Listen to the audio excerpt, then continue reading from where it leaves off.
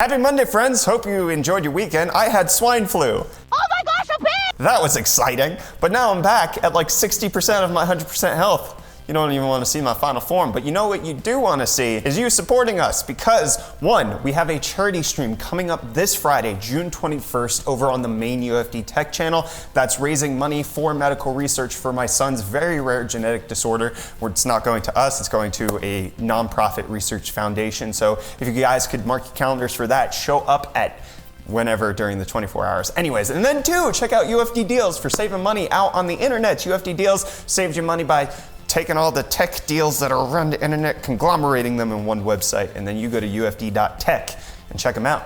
Pretty easy, pretty simple. You know you want to do it.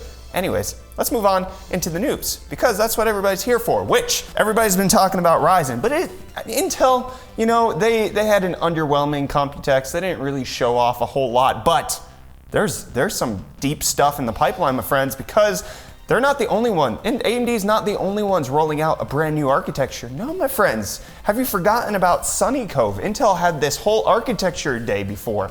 Sunny Cove, it's coming out to Ice Lake, mobile CPUs. And guess what? Holy frick. That's what I have to say. Holy frick! So Intel has said that their Sunny Cove IPC increase over Skylake can be from anywhere from 18% on average to up to 40% depending on the benchmark, which is ridiculous. And you would think that, I don't know, should we trust Intel? Probably not. I mean, Intel's marketing team is known for sabotaging AMD on more than one occasion, but there have been leaked benchmarks of a 6-core, 12-thread Ice Lake mobile CPU. Okay, so this is a U-series CPU that is boosting to 3.6 gigahertz. There is a leaked benchmark of a 6-core, 12-thread Ice Lake U-chip, U-series, my friends, mind that, running at a boost clock of 3.6 gigahertz. And this is on a CPU-Z single-core score. It has 635 points.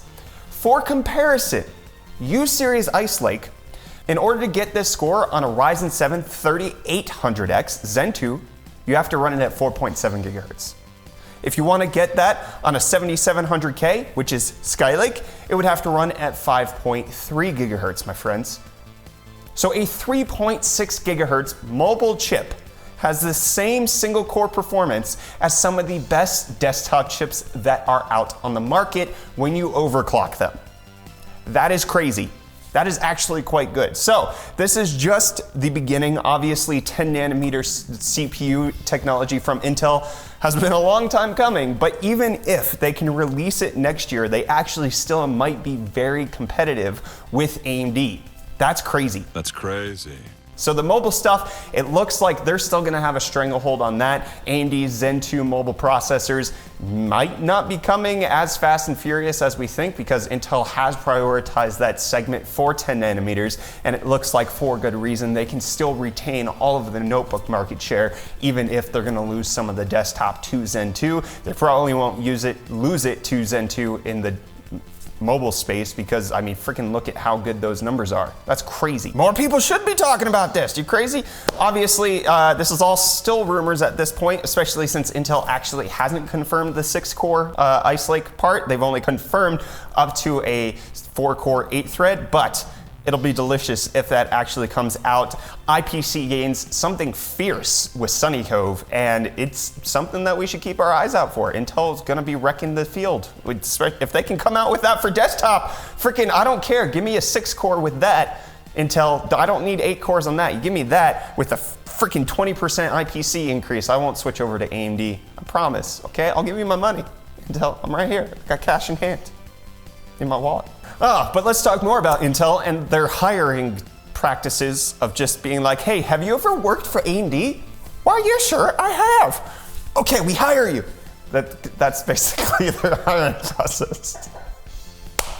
And that's how they, wow. Okay, anyways, John Sell is now the newest name coming to Intel. He worked for AMD at one point and was currently working on Xbox Scorpio and Project Scarlet as the SoC designer, which I mean means he has worked with AMD on that. So he's just moving over to Intel now. Great stuff, Intel. If you can't beat them, buy them. That's the way to do it, which I don't know if I should do this in a video, but I do have some interesting stuff going on behind the scenes about how Intel is trying to push forward on the desktop side of things, even though they can't physically compete. I'm thinking about that. I'll get back to you on that. Anyways, you know who else is thinking? Robots, okay? Because you haven't seen that Boston Dynamic video where it fights back? Crazy. Anyways, there's a new MIT robot which can identify things by sight and touch. Sight and touch. It can see and feel things. This is baffling. So MIT trained them on over 12,000 videos of 200 objects like fabrics, tools, blah, blah, blah, and then used AI to combine that to create tactile and visual data, and it can determine the difference between a knife and a hammer to determine what best to kill you with.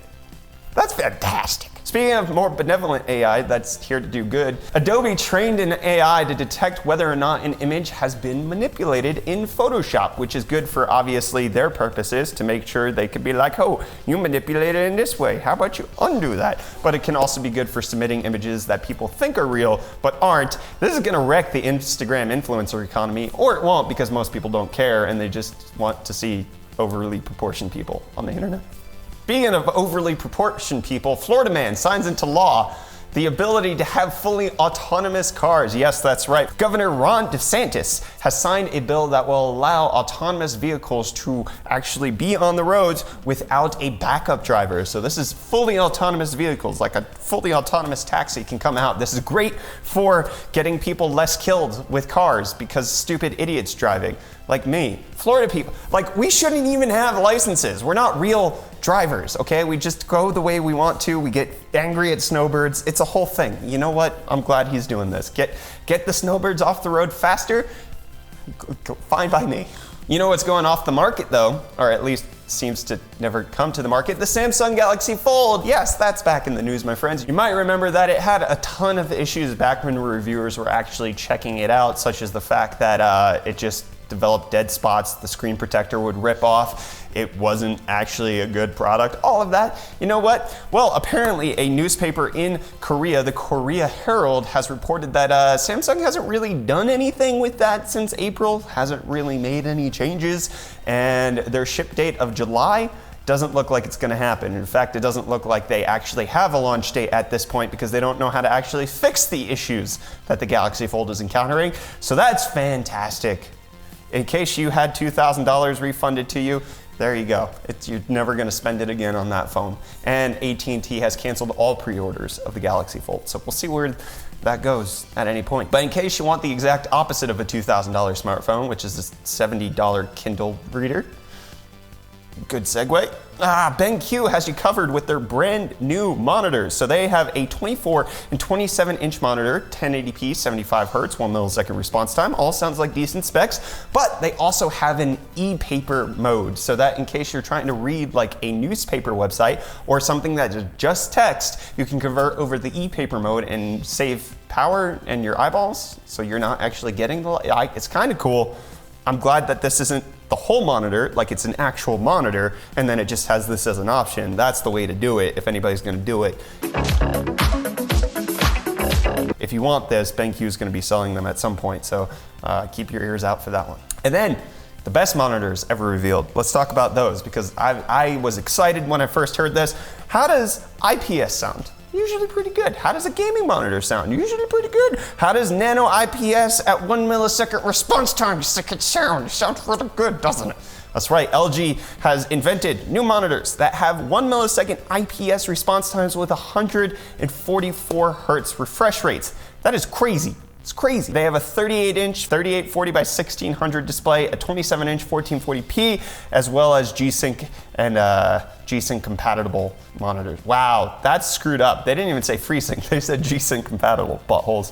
They also have 10-bit color depth, support of the P3 color space, and 135% of the sRGB cover space. These things are gonna cost a stupid amount.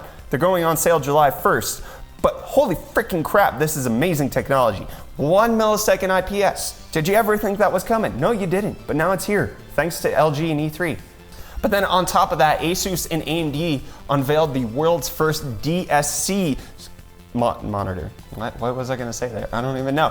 DSC, in case you don't know, stands for Display Stream Compression, because one of the issues that we've been having with 4K 144 Hz monitors is that you can't actually get them at 4K 144 Hz with the full chroma subsampling of 444. It would actually only be at 422, but it was never really disclosed by monitor makers that way. Anyways, DSC is supposed to be more or less a lossless way of compressing the color space to make sure that you're still getting full color out of it while also still being able to get 4K and 144 Hz over a single DisplayPort cable instead of having to use two. So this is actually kind of cool. I'm glad that ASUS and AMD are working on this, and I can't wait to see how much thousands of dollars is going to come out of my pocket. Anyways, that's the end of hot news. Thank you so much for watching. Let me know what your favorite thing was. Are you excited for Intel Sunny Cove? Are you excited for anything else that I talked about? Don't forget, mark your calendars for the charity stream on the 21st, my friends, and to check out UFD deals. If you're trying to save money around the internet, go to ufd.tech.